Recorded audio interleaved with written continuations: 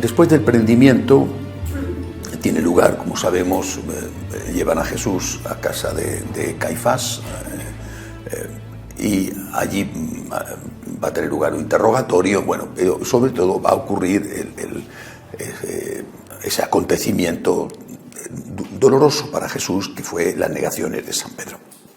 Vamos a meditar un poco con más detenimiento sobre esa etapa.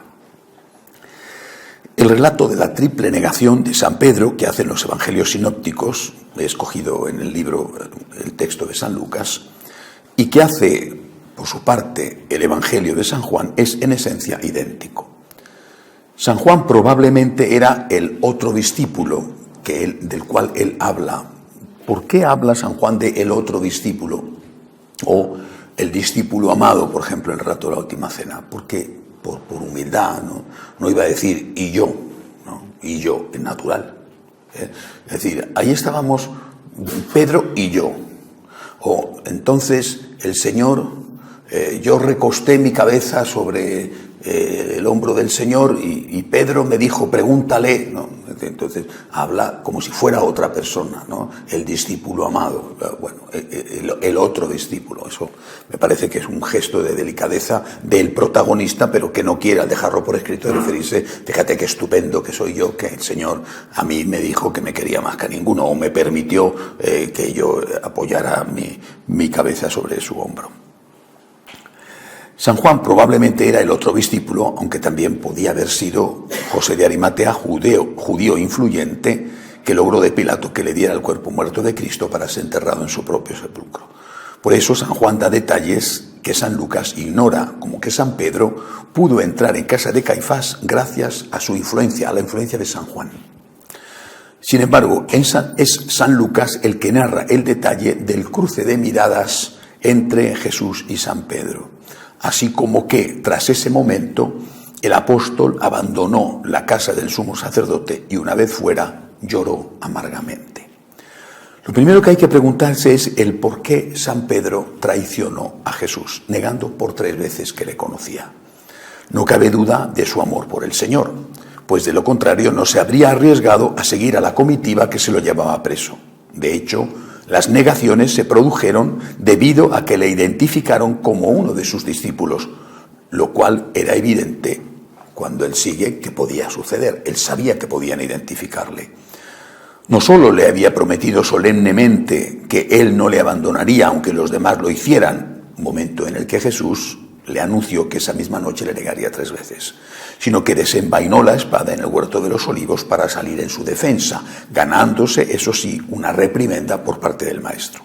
San Pedro amaba a Jesús y estaba dispuesto a dar la vida por él. Sin embargo, en aquel momento negó conocerle y eso le causó un enorme daño a Cristo, con cuya mirada se cruzó la del apóstol después de la triple negación. El miedo fue seguramente la causa principal de la traición. A este miedo se unió la sensación de que todo estaba perdido y de que confesar a Cristo en ese momento no iba a servir para nada más que para causar la propia ruina. Además, es posible que en aquel momento a San Pedro le entrara una fuerte crisis de fe en las palabras del Señor, que había anunciado su arresto y su muerte, pero también su resurrección. Si al miedo se le suma la inutilidad de sacrificarse por una causa perdida y que quizá era una causa falsa ante la catástrofe que estaba ya presenciando, se entiende que la respuesta instintiva del apóstol fuera la de la negación y la huida. El problema de fondo, por lo tanto, no era solo una cuestión de cobardía, sino también una crisis de fe.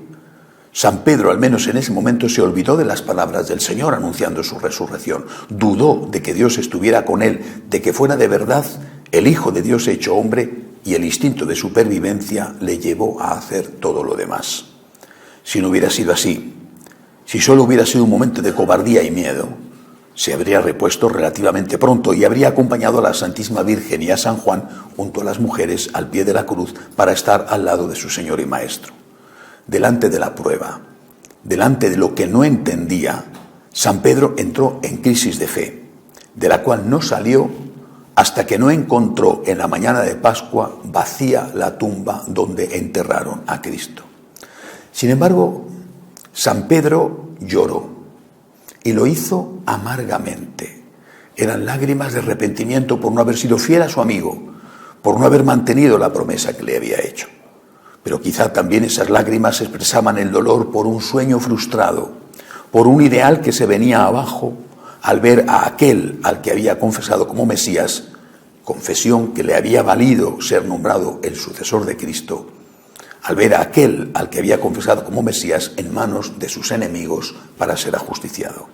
Eran lágrimas por el amigo que iba a morir a manos de sus enemigos, y eran lágrimas por él mismo, que no había sido capaz de defenderle y que incluso en ese momento ya no estaba seguro de si merecía la pena defenderle.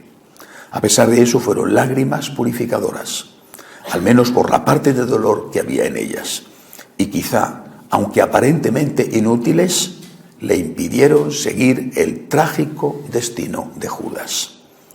Otra lección se encierra en este pasaje, la de las consecuencias de la excesiva confianza en uno mismo, en las propias fuerzas o en los propios sentimientos. Ese exceso de confianza es soberbia.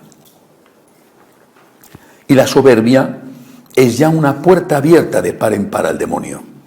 Estás seguro de ti y eso te lleva a abandonar la prudencia, a arriesgar demasiado y sobre todo a no buscar la ayuda que necesitas. Un católico jamás puede decir de este agua no beberé, o aplicado a este caso y dirigido a Jesús, aunque los demás te traicionen, yo no lo haré. Un católico desconfía de sus propias fuerzas y se sabe frágil y pecador. Por eso le pide a Dios continuamente que le ayude y también por eso evita en lo posible la tentación para evitar el pecado. Si la frase de San Pedro cuando Jesús estaba anunciando que todos le iban a abandonar, cuando se produjera su inminente apresamiento, muerte y resurrección, hubiera sido: Señor, yo no quiero traicionarte, aunque los demás lo hagan, pero no sé si seré capaz. Ayúdame tú, porque yo me siento muy débil y quizá, llegado el momento, también te traicione. Entonces posiblemente esa noche habría dicho valientemente que él era un discípulo del Maestro y que quería compartir con él su suerte.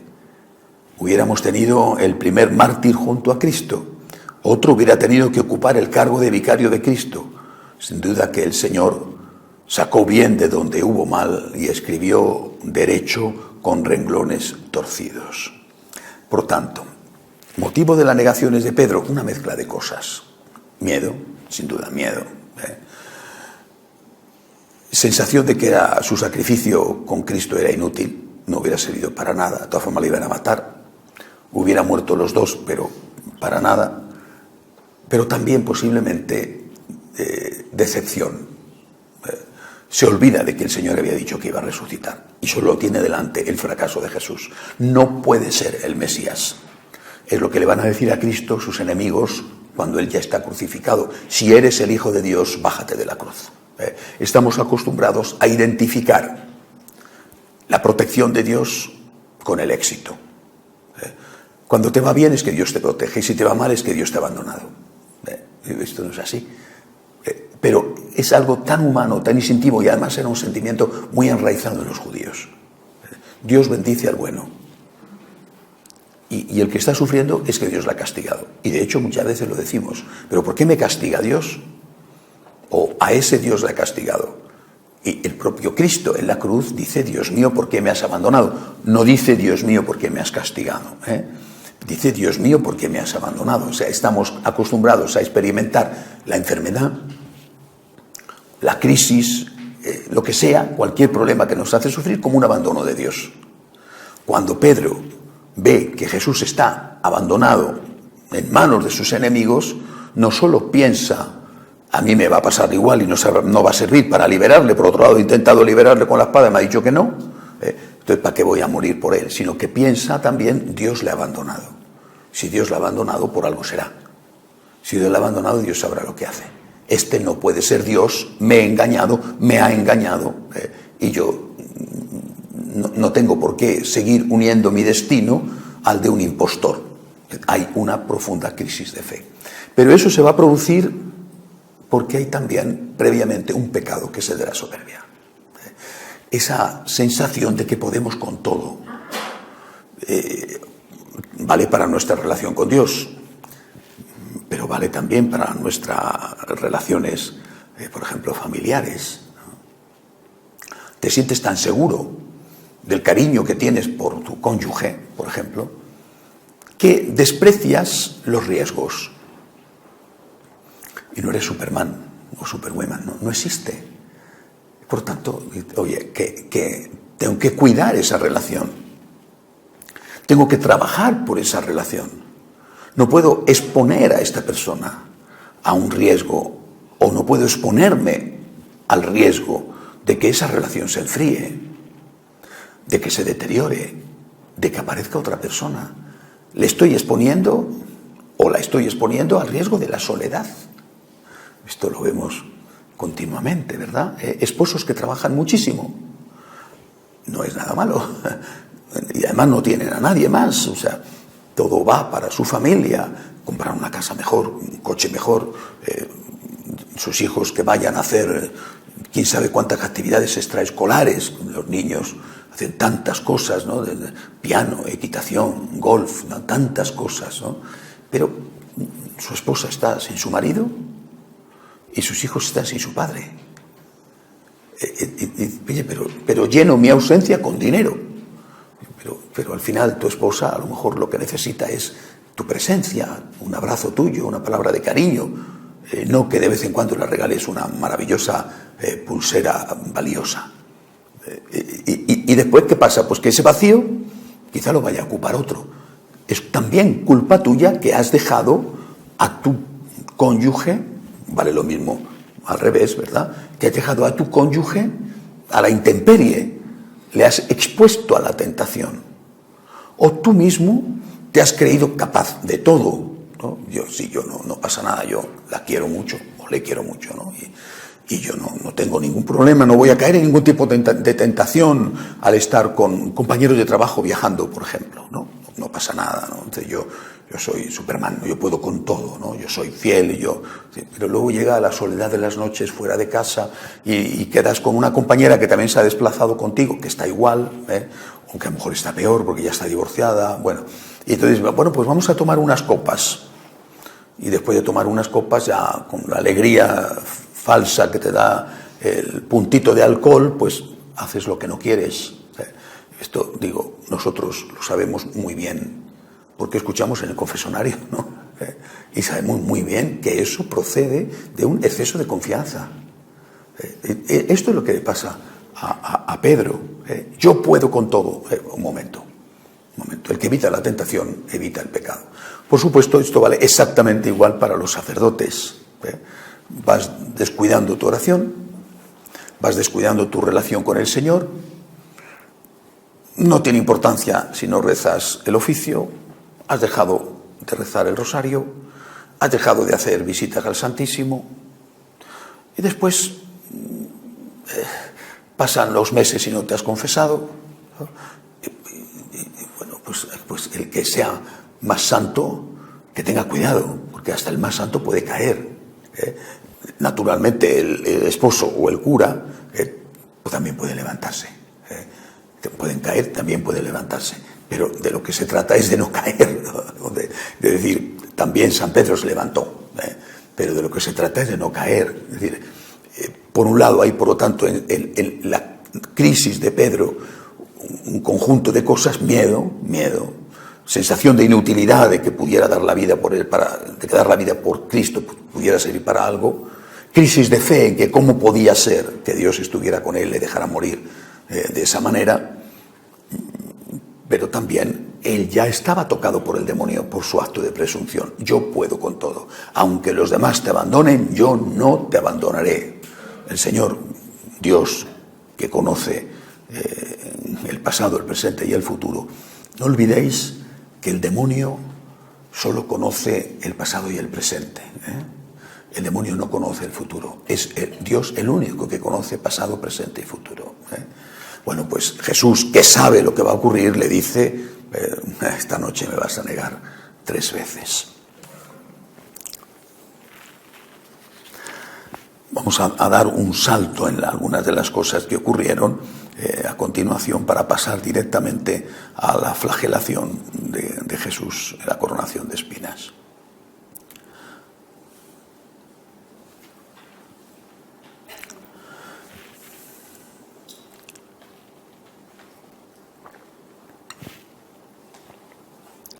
Según los evangelios, tanto la flagelación del Señor como la coronación de espinas no fueron medidas ordenadas por Pilato para hacer sufrir a Jesús más de lo que ya estaba sufriendo. Aunque la flagelación del condenado a muerte era habitual en el sistema penal romano, esta se hacía mientras se le llevaba al cadalso. Es decir, cuando iba camino de la cruz es cuando le daban los latigazos. En el caso de Cristo no fue así, pues tuvo lugar en el patio del pretorio y con una especial saña. El gobernador romano habría ordenado ese castigo para ver si con ello se contentaban los enemigos de Cristo y desistían así de pedir su muerte. Pilato no solo sabía que era inocente, era imposible que la policía romana no estuviera al tanto de lo que Jesús hacía, así como de que no era hostil contra los romanos y que incluso había curado al criado de un centurión. Sino que Pilato también era consciente de que tener divididos a los conflictivos judíos le convenía a Roma. En el fondo no era más que la aplicación del viejo principio romano: divide y vencerás. Era una ocasión extraordinaria para tener a una parte del pueblo judío del lado de Roma en agradecimiento a haber evitado que muriera su líder religioso, que además era acusado por los enemigos de Roma de proclamarse rey de los judíos. La situación no podía ser más esperpéntica ni más conveniente para Pilato. Los nacionalistas judíos, que odiaban a los romanos y que querían ser independientes, le pedían que matara a un judío acusándole de haberse puesto contra Roma y de haber encabezado una rebelión. Por supuesto que todo era falso y que además lo sabían tanto los acusadores como el juez, y naturalmente lo sabía también el acusado. A Pilato le convenía que Cristo no muriera y por eso intentó satisfacer el odio que le tenían sus enemigos mandándole aceptar. Sabía que era inocente, no tenía ningún deseo de matarle, no porque a Pilato le importara mucho la vida de un inocente. Estaban acostumbrados a matar inocentes y si era por razón de Estado, con la conciencia aún más tranquila. No valía nada la vida humana y menos la vida de un judío. Pero sin embargo le convenía, porque tener a los judíos divididos era bueno para el mantenimiento del poder de Roma en la muy conflictiva Israel. A Pilato le convenía que Cristo no muriera y por eso intentó satisfacer el odio que le tenían sus enemigos mandándole azotar. Lo que él no sabía, lo que Pilato no sabía, era la profundidad satánica de ese odio, que no se vería satisfecho hasta ver a Cristo crucificado. Como resultado, el Señor fue sometido a una terrible tortura que no le ahorró morir en la cruz. Es decir, si hubiera estado decidido a matarle en la cruz, no le hubiera infligido la tortura de la flagelación. Se conserva, y sin ningún tipo de dudas, el lugar donde estaba la Torre Antonia, que era el fuerte romano, donde estaba muy cerca del templo, donde estaba acantonada la legión, el ejército romano. Bueno, debía de ser mucho más grande que lo que hoy es, pero era suficientemente grande.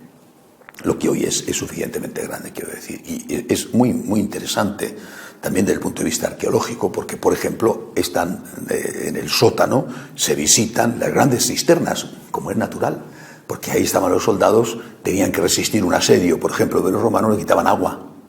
Tenían bodegas y tenían una enorme, inmensa cisterna que se visita ahora. Pero es que allí está el patio, y se ven los surcos en el enlosado, en el patio, donde los romanos jugaban con lo que llamaban el juego de la taba, que es una parte pequeña del hueso del cordero. Todavía en España, cuando yo era niño, al menos se jugaba a la taba.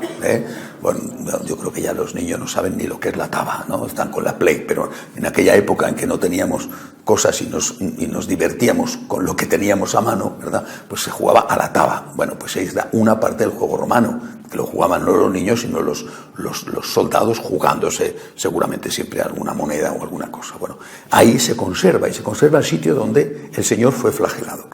Un sitio, como todo lo que hay allí, ¿no? ¿Verdad? Pero especialmente sagrado, porque dice, aquí Jesús sufrió la tortura.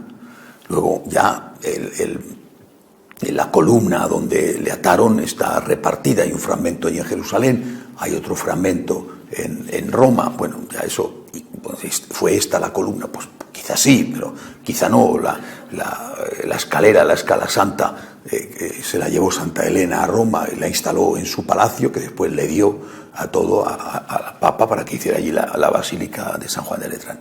Bueno, y está al lado de San Juan de Letrán. Bueno, ¿cómo se conserva la escala santa? Mire usted, porque era un palacio, mejor dicho, un fuerte, un castillo, la Torre Antonia, que había perfectamente resistido, sobrevivido 300 años. Oiga, 300 años no es nada. Mira los castillos que llenan nuestro país y que tienen 1000 años. O sea que eso, ¿no? Y los romanos construían para la eternidad. Todavía vemos nosotros las murallas perfectamente conservadas de 2000 años de historia, o edificios civiles como el acueducto de Segovia. Las murallas de Lugo, por ejemplo, son murallas romanas. Es decir, que Santa Elena encontrara un edificio con 300 años de antigüedad no era ninguna cosa extraordinaria. Pero sobre todo ese lugar donde el Señor fue flagelado es un sitio que te impresiona muchísimo. Dice, aquí nuestro Señor, no por hacerle sufrir más porque le iban a matar, sino para evitar que le mataran, fue flagelado por orden de Pilato. Por eso, y porque estaba convencido de su inocencia, Pilato hizo todo lo posible para salvar a Cristo. San Lucas lo dice con toda claridad. Pilato convocó a los sumos sacerdotes, a los magistrados y al pueblo y les dijo: me habéis traído a este hombre como alborotador del pueblo, pero yo le he interrogado delante de vosotros y no he hallado en este hombre ninguno de los delitos de que le acusáis, ni tampoco Herodes, porque nos lo ha remitido. Nada ha hecho para que merezca la muerte. Así que le castigaré, dice, y le soltaré. También es probable que en la orden dada por Pilato no figurara la de coronarle de espinas. Esto es un añadido que no se solía hacer. San Mateo dice solamente que mandó azotarle. La coronación de espinas debió ser una iniciativa de los soldados para burlarse del preso judío, pues hasta ellos habría llegado la noticia de que se proclamaba rey y que estaba sublevando al pueblo contra Roma. De este modo, ambos suplicios se unieron. El médico y sacerdote franciscano Constancio Cabezón describe así cómo fue la flagelación. Una vez la orden de castigo, Jesús fue atado con cuerdas gruesas y resistentes, las manos por encima de la cabeza, quedando así casi suspendido de la parte alta de la columna o del techo. De esta manera quedaba inutilizado para que no pudiera defender algunas partes del cuerpo con los brazos y para que, en el caso de shock, no cayera al suelo. El instrumento utilizado para la flagelación fue el flagrum taxilatum, que se componía de un mango corto de madera al que estaban fijos 3 correas de cuero de unos 50 centímetros, en cuyas puntas tenían 2 bolas de plomo alargadas, unidas por una estrechez entre ellas. Otras veces eran los tali o astrágalos de carnero, es decir, huesecitos del carnero. El más usado, sin embargo, era el de las bolas de plomo, es decir, un mango corto de madera, 3 tiras que terminaban en 2 bolas de plomo. Imaginaos lo que eso representaba cuando con toda la fuerza caía sobre la espalda el cuerpo del prisionero. El número de latigazos, según la ley hebrea, era de 40, pero ellos, los judíos, por escrúpulos de sobrepasarse, daban siempre 39. Pero Jesús no fue flagelado por judíos, fue flagelado por los romanos, en una dependencia militar romana, y por tanto, según el modo romano, es decir, según la costumbre romana, cuya ley no limitaba el número. Solo estaban obligados a dejar a Jesús con vida, por 2 razones. Una, para poder mostrarle al público, para que éste se compadeciera, la intención de Pilato. Y la otra, para que, en caso de condena a muerte, llegara vivo al lugar del suplicio y crucificarlo vivo. Era la ley, eso era lo que establecía la ley. Cuando los clásicos latinos nos hablan de esta flagelación more romano, al modo romano, nos dicen que el reo quedaba irreconocible en su aspecto y sangrando por todo el cuerpo. Así quedó Jesús. Por eso, a la pregunta ¿cuántos latigazos dieron a Jesús?, la respuesta es hasta que lo dejaron irreconocible. hasta que se cansaron. La ley romana no limitaba el número. Todas las partes del cuerpo de Jesús fueron objeto de latigazos. Eso sí, respetaron la cabeza y la parte del corazón, porque hubiera podido morir como les había sucedido con otros. Y en este caso tenían una consigna: no matarlo. Así lo había mandado Pilato: le castigaré y luego le soltaré. Las correas de cuero del flagrum taxilatum cortaron en mayor o menor grado la piel de Jesús en todo su cuerpo: en la espalda, el tórax, los brazos, el vientre, los muslos y las piernas. Las bolas de plomo caídas con fuerza sobre el cuerpo de Jesús hicieron toda clase de heridas, contusiones, irritaciones cutáneas, escoriaciones, equimosis y llagas. Además, los golpes fuertes y repetidos sobre la espalda y el tórax provocaron sin duda lesiones pleurales e incluso pericarditis, con consecuencias muy graves para la respiración, la marcha del corazón y el dolor. Pero si en la parte externa Jesús quedó irreconocible por las heridas y por la sangre, en el interior de su organismo sufrieron también lesiones muy graves órganos vitales, como el hígado y el riñón. Los golpes fuertes sobre la zona renal instauraron sin duda una disfunción de los riñones. Lo mismo podemos decir sobre el hígado, donde provocaron también una disfunción del mismo. A esta disfunción o insuficiencia hepatorrenal, junto a la mayor pérdida de sangre, fueron acompañadas de cambios electrolíticos y de otros parámetros biológicos, con todas las consecuencias gravísimas para la supervivencia. La disminución de la volemia por la nueva y abundante pérdida de sangre aumentaron más gravemente la disnea o dificultad respiratoria, comenzada ya en Getsemaní. Esta disnea se aumentó todavía más si cabía por los golpes en la espalda y en el pecho, que afectaron a órganos respiratorios y que además la hicieron dolorosa. Una hipercapnia muy seria estaba instaurada. Jesús tenía graves problemas de asfixia. La hipotensión arterial, comenzada en Getsemaní y aumentada con la desnutrición y la nueva pérdida de líquido corporal y de sangre, le dejaron materialmente sin fuerzas. Jesús no se tenía. Sin duda cayó al desatarle las cuerdas sobre el charco de sangre que había salido de su cuerpo. No olvidemos que todo esto recayó sobre una dermis y epidermis sumamente sensible al dolor después de la hematidrosis del huerto de los olivos. En las circunstancias de Jesús es imposible explicar médicamente el dolor que sentiría cada vez que recibía un correazo con las bolas de plomo. Podríamos decir que en estos momentos Jesús era solo dolor. Esto lo describe un médico teniendo en cuenta lo que se sabe de cómo era la flagelación que infligían los soldados romanos a otros presos, de las cuales hay constancia en los autores clásicos.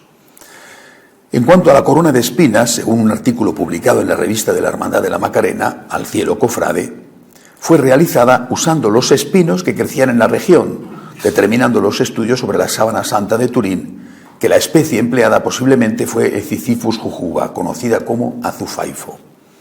Este arbusto posee durísimas y muy agudas espinas, capaces de penetrar en el cuero cabelludo y llegar hasta el hueso, donde son capaces de clavarse, con lo que el tormento del reo sería más que imaginable. Curiosamente, en las imágenes de crucificados solemos ver la habitual corona de espinas en forma de aro que recorre el cráneo. Pero si nos remitimos al relato de los evangelios de San Mateo y de San Juan, en ellos se indica que la corona de espinas se puso sobre la cabeza de Jesucristo y no a su alrededor. Es decir, fue un casco. Nuevamente, si nos remitimos a los análisis, en este caso anatomopatológicos, realizados sobre la sábana santa de Turín, las marcas presentes sobre el tejido, coincidentes con la anatomía del cuerpo, y en este caso las marcas que coinciden con la cabeza, revelan que Jesús de Nazaret tuvo sobre su cabeza un casco de espinas, un pileus, tal y como era costumbre que fueran las coronas en las sociedades orientales. El pileus era una especie de casquete, en este caso hecho de ramas espinosas, que cubría toda la cabeza, desde la frente y sienes hasta la nuca, cuyas espinas eran tan largas, duras y agudas que dañaban tremendamente el frágil cuero cabelludo para llegar al hueso craneal. ¡Qué dolor tan brutal debió haber tenido Jesucristo con semejante elemento de tortura, que hasta con el más mínimo movimiento sería insoportable! Pero más aún si tenemos en cuenta que para mayor tortura Jesús recibió innumerables golpes sobre el rostro y sobre el propio casco de espinas. Pero es que la corona se la volvieron a quitar para poner nuevamente cuando le vistieron a Jesús con la túnica antes de partir para el monte Gólgota para ser crucificado. Por lo que podemos imaginar el enorme dolor al quitar esa corona de espinas tan clavada en la piel que se desgarraría al quitar la corona para luego volver a sufrir otra vez al ser colocada sobre la cabeza. Y no olvidemos que Jesús caminó hacia su crucifixión con un gran y pesado travesaño de madera sobre sus hombros, oprimiendo la zona de la nuca y parte trasera de la cabeza, también cubiertas por el casco de espinas. Y no hay que olvidar que Jesús cayó varias veces al suelo agotado físicamente y que una de esas espinas de la corona se le clavó profundamente en la frente en ese momento. El desgarro en la piel, la hemorragia abundante y el dolor por esta tortura debió ser indescriptible. Creo que es necesario darnos cuenta de esto, ¿verdad? Porque habla flagelación, coronación de espinas, no, pero tú date cuenta de esto. Y luego, naturalmente, aplícatelo a ti. Es decir, lo ha hecho por mí. Más aún, yo se lo hago cada vez que cometo un pecado. Lo ha hecho por mí y yo se lo hago cada vez que cometo un pecado.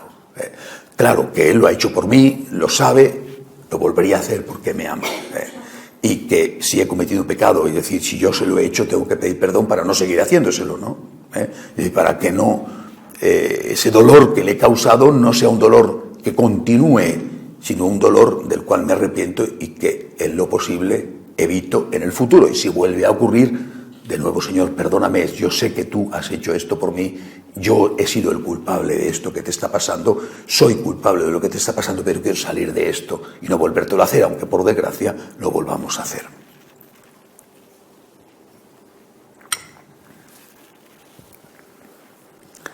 ¿Qué simbolizan la flagelación y la coronación de espinas? Más allá de la causa por la que Pilato ordenó la flagelación y del sadismo de los soldados, que por si no fuera poco ese suplicio coronaron de espinas al Señor, ambas torturas tienen un significado y encierran una enseñanza. La flagelación nos recuerda la necesidad de controlar nuestro cuerpo para no pecar con él. De hecho, ha sido habitual hasta hace poco utilizar cilicios y flagelos como penitencia, especialmente para fortalecer la voluntad y no ceder a la tentación contra la castidad. Soportando aquella terrible flagelación, el Señor estaba pagando en carne propia todos nuestros pecados que habían tenido como herramienta el mal uso del cuerpo humano. Si sus heridas nos han curado, como dice San Pedro, citando a Isaías, las que sufrió en la flagelación era la suma de todos los placeres ilícitos que los hombres hemos hecho utilizando para el mal lo que debía de ser para el bien. Además, el cuerpo de millones de hombres a lo largo de la historia ha sido torturado mediante el uso de la violencia. Y también esas heridas y esos dolores los quiso hacer suyos Cristo. El Señor supo lo que era sufrir físicamente y venció la tentación de rendirse ante el dolor, de suplicar clemencia y negar su divinidad a cambio de que cesase la tortura. Nos amó realmente hasta el final. La coronación de espinas, además de suponer un extraordinario sufrimiento físico, simboliza otro tipo de dolor, el provocado por las dudas de fe. Lo volverá a experimentar o al menos a hacer público cuando le pida explicaciones al Padre mientras esté crucificado. Pero en este momento esa corona de espinas representa el dolor de aquellos que quieren ver para creer y no son capaces de creer sin ver. Muchos de estos se alejan. Y cada uno de ellos es una espina que se clava en la corona torturada, en la cabeza torturada de Cristo. Por cada uno de los que no son capaces de decir, me fío, el Señor llevó su corona, que los representa a todos y que suma el sufrimiento que todos le causaron. Pero a la vez, y lo mismo que con la flagelación, ese sufrimiento se vuelve sanador y redentor para aquellos que lo han provocado. Es exactamente tal como lo profetizó Isaías. Despreciable y deshecho de hombres, varón de dolores y sabedor de dolencias, como uno ante quien se oculta el rostro, despreciable y no le tuvimos en cuenta. Y con todo, eran nuestras dolencias las que él llevaba, y nuestros dolores los que soportaba. Nosotros le tuvimos por azotado, herido de Dios y humillado. Él ha sido herido por nuestras rebeldías, molido por nuestras culpas. Él soportó el castigo que nos trae la paz, y con sus cardenales hemos sido curados. Todos nosotros como ovejas erramos, cada uno marchó por su camino. Y Yahvé descargó sobre él la culpa de todos nosotros. Fue oprimido y él se humilló y no abrió la boca. Como un cordero al degüello era llevado, y como oveja que ante los que la trasquilan está muda, tampoco él abrió la boca.